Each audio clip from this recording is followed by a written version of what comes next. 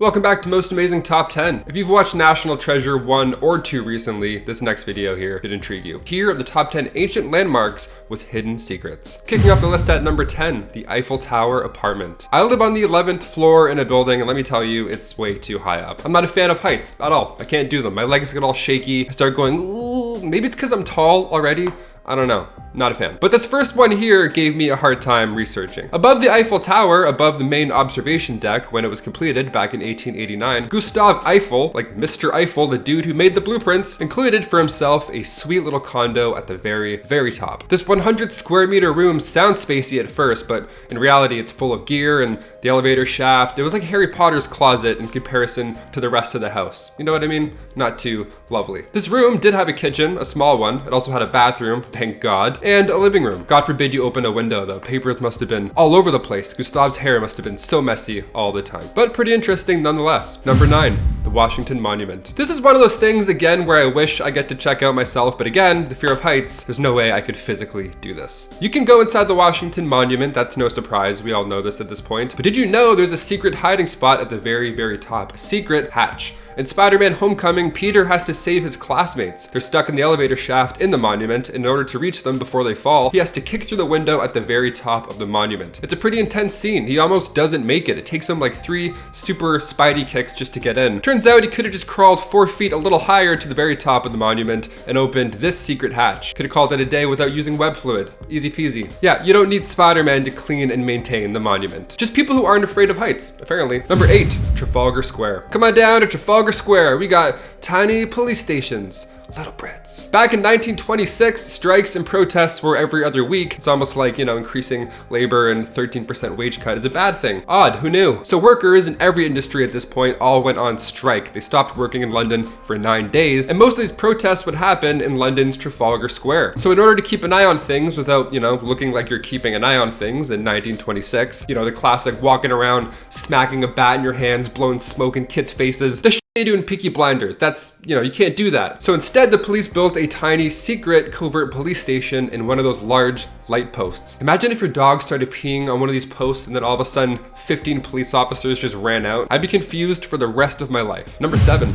the Brooklyn Bridge wine cellar. I'm not a wine guy by any means, but I respect sommeliers. Like, they have books of knowledge about wine just stored in their cool heads at all times. And they look cool while they're doing their job. They know everything about grapes and they look cool. Didn't know that person could exist. What a dream job. Wine is a lifestyle to many. So if you live in New York City and you're a big fan of Merlot, listen up. The Brooklyn Bridge connects Manhattan and Brooklyn. It was built back in 1883, and at the time, it was the longest bridge in the world until 1903. Chief bridge engineer John A. Roebling, as well as his son, Washington Roebling, worked into the building plans in order to help the city financially after, just spending $15 million on a bridge. They included 2 wine cellars, one on each shore, as well as other chambers that could be rented out. The plan worked, and over the following 40 years, wine was stored in the dark, cool granite cellars. Probably so many spiders down there. That's all I think of when I see old just spiders. I see a barn now on TV. I'm like, ugh, it's too many spiders. I can't do it. Number 6, Mount Rushmore. When sculptor Gutzon Borglum carefully planned out his designs for Mount Rushmore, the iconic American landmark in South Dakota, he included a hidden room. The room's purpose was ideally to be a time capsule and a titanium vault full of records telling the story of Mount Rushmore's construction, so it doesn't get lost thousands of years down the line in the future. Although I think, carving presidents' faces into the sacred land of natives was enough, but sure, vaults work just as well. The Hall of Records was meant to be this, well, like I said, massive hall with an 800-foot staircase, bronze walls, a massive bronze eagle. Swear to God, just a massive eagle.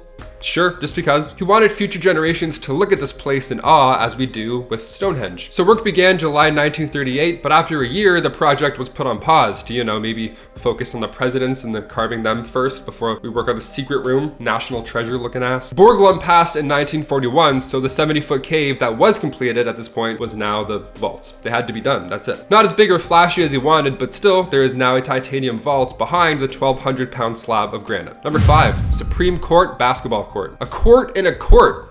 This is now Inception. Didn't know that. This is the Supreme Court I'm talking about, mainly referred to as the highest court in the land. Back in the 40s, this was the storage room initially for the courthouse, but over time it turned into a workout room, being so large and all. I wouldn't even call that a storage room in the first place, really. But courthouse employees would go in there often and work out, and eventually some genius threw up a couple of backboards. So yes, there's now a basketball court above the Supreme Court. That is insane to me. Imagine hearing players' shoes squeaking around during a trial. You're like, Your Honor, I believe somebody just got juked. Number 4. Grand Central Station tennis court. Okay, it's kind of hard to mention the Supreme Court without talking about the tennis courts at Grand Central. In the early 1800s, trade and banking fueled the city, specifically via railroad. Both freight and passenger, this was booming. So come 1871, Grand Central opens up, but the Vanderbilt Tennis Club, that opened up much later in 1965. It wasn't even tennis either. This room had also been a recording studio at one point in history. It had also been an art gallery. It hosted breakdancing, like a whole breakdancing tournament, boxing, double Dutch tournaments, pretty much everything you want to see, they've hosted here at one point. So if you ever see a sweaty dude walk out of a janitor's closet with a bunch of tennis balls, go poke around a bit. Go poke around a bit. Number 3. Drum Castle. Ancient chambers. Okay, let's do this. Now we're talking about some real ancient stuff. That stuff was just fun. I wanted to throw in the list. But now this is definitely ancient. Back in 2013, while a conservation team was working on Scotland's oldest castle, Drum Castle, they found a previously undiscovered part of the castle, which was like this small hidden chamber. It was left untouched for hundreds of years. Dr. Jonathan Clark from FAS Heritage, part of the archaeological team, recalls window openings on the first floor level, but once inside the castle, wherever these rooms were, they were hidden behind bookshelves. They couldn't get in. So they unblocked the windows from the outside, took a peek in, and then found this. They found a hidden medieval chamber in great condition. Even had a little toilet in there too. To quote Dr. Clark himself from The Scotsman, great name for a website also, gotta add that in. He says, "This adds greatly to our knowledge of how the interior of the Tower of Drum was used in the medieval period. In due course, it should contribute a greater knowledge of how 14th century towers were used in their heyday." And no, in case you were wondering, nobody had breakdance battles in this one. I already looked into that. Number 2, Paris Catacombs. Originally, the tunnels under Paris Catacombs were built for stone mines, but near the end of the 18th century, it turned into something a little haunting, I'd say. Cemeteries were starting to fill up. Literally, they were filling up at this point in time. Humans didn't figure out how to be clean and where to store bodies and all that jazz. So bodies would just be laying at the side of the road, and they would literally pile up. So the solution was to, put them out of sight, out of mind, and to now use these catacombs. These tunnels have been there for centuries, so you might as well put them to good use. And by good use, I mean, let's pile a bunch of skeletons on top of each other. But in 2004, French police discovered something not terrifying, which is lovely. They found a small movie theater hidden underneath the city in the catacombs, and a tiny restaurant as well, in case you got a little snacky. 7 years later, a leader of UX, Urban Experiences, came forward and said there were over 100 people working on this, and it was supposed to be this new underground experience. I don't know, I'm kind of torn on this one. Would you watch a movie in the Paris Catacombs? Imagine watching As Above, So Below in a theater in the Paris Catacombs. Could you do it? I don't know, I feel sick thinking about that. And finally, number 1,